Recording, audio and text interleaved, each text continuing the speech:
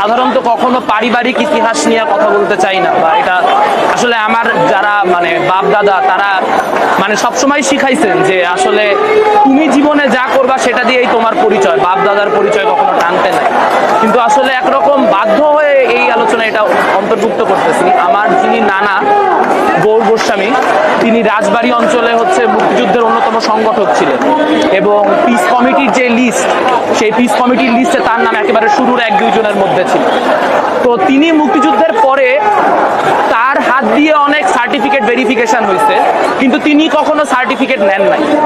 তো তার সার্টিফিকেট না নেওয়ার যুক্তি ছিল যে আমার নিজের হাত দিয়ে যেই সব লোকজনকে সার্টিফিকেশন বা ভেরিফিকেশন দিতে হয়েছে মুক্তিযোদ্ধা নামে, তারপর আমার আর রুচি হয় না। তো আমার এই যে অভিজ্ঞতা বললাম, বা আমার যে বাবা তিনি মারা গেছেন, তারও হচ্ছে মুক্তিযোদ্ধা, মানে তিনিও মুক্তিযোদ্ধা ছিলেন। তার পাকিস্তান মিলিটারি তার রাইফেলের বাট দিয়ে তার বাঁ হাতের যে বুড়া আঙুল, এই বুড়া আঙুল থেতলায় দিছিল। শেষ দিন পর্যন্ত তার বাঁ হাতের বুড়া আঙুল ডান হাতের বুড়া আঙুলের চেয়ে ছোট ছিল রাইফেলের বাট দিয়ে থেতলানোর কারণে। কিন্তু আমার কোনো সার্টিফিকেট, তো আমার সার্টিফিকেট নাই, এই জন্য আমি হচ্ছি রাজাকারের বাচ্চা। আর যেই সার্টিফিকেট জীবীরা এখন মুক্তিযুদ্ধের সার্টিফিকেট নিয়ে বেসিক্যালি টোকাইগিরি করতেছে, তারা হচ্ছে মুক্তিযোদ্ধা। এই কথা তো মানতে পারবো। এই কথা যারা বলতেছেন তারা নিজেরা স্বৈরাচার। ওই আপনারা গতকালকেও স্লোগান শুনছেন, আজকেও শুনবেন যে বলে রাজাকার সেই আসলে স্বৈরাচার। তো এই স্বৈরাচার ক্ষমতা সম্পূর্ণ পরিমাণে নিয়ে নিচ্ছে এবং সে তার স্বৈরাচার চালাচ্ছে। এই অবস্থায় যখন শিক্ষার্থীরা বলতেছে যে তারা সরকারের বিরোধিতাও করতেছে না, তারা স্রেফ একটা নিয়মের পরিবর্তন চাচ্ছে, তখন তাদেরকেও রাজাকার বলতে হচ্ছে। কেন? কারণ এইটা ছাড়া আর কিছু বলার অবশিষ্ট নাই। ফলে তাদেরকে, সাধারণ শিক্ষার্থীদেরকে আজকে রাজাকার বলতে হইতেছে।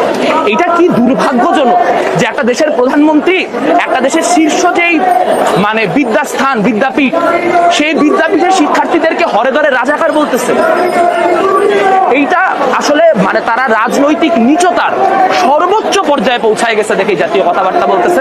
ছাত্র সমাজের পক্ষ থেকে আমি এটা আমার একার কথা না, এটা আমাদের সবার কথা, যে যারা এই ধরনের বক্তব্য দিচ্ছেন তাদের আমরা ধিক্কার জানাই এবং আমরা প্রধানমন্ত্রীকে বলতে চাই, স্পষ্ট ভাষায় বলতে চাই, আপনি শিক্ষার্থী সমাজের প্রতি যে বক্তব্য দিলেন সেই বক্তব্য প্রত্যাহার করুন। কারণ তা না হলে আন্দোলন কিন্তু আর কোটা সংস্কার পর্যন্ত থাকবে না।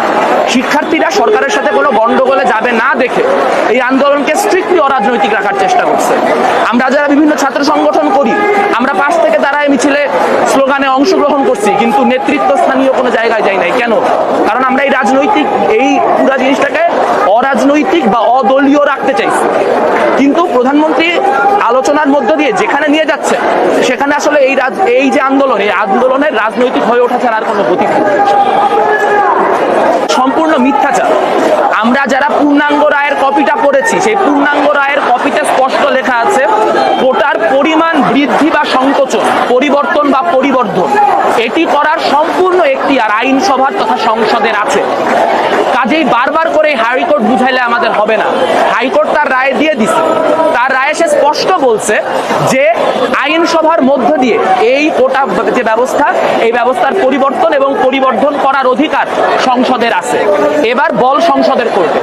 সংসদ যদি মনে করে তারা আসলে একটা পরিবর্ধনের মধ্য দিয়ে একটা সুষ্ঠু কোটা ব্যবস্থা চালু করবে, তাহলে এই আন্দোলন নিয়মতান্ত্রিক ভাবে নিষ্পত্তি হবে। যদি তারা তা না করে বারবার করে আমাদের হাইকোর্ট দেখাইতে চায়, তাহলে আসলে এই জমায়েত, এই জনরোষ কোন দিকে যাবে তা কোনো নেতা, কোনো সংগঠন কেউ প্রেডিক্ট করে বলতে পারবে না।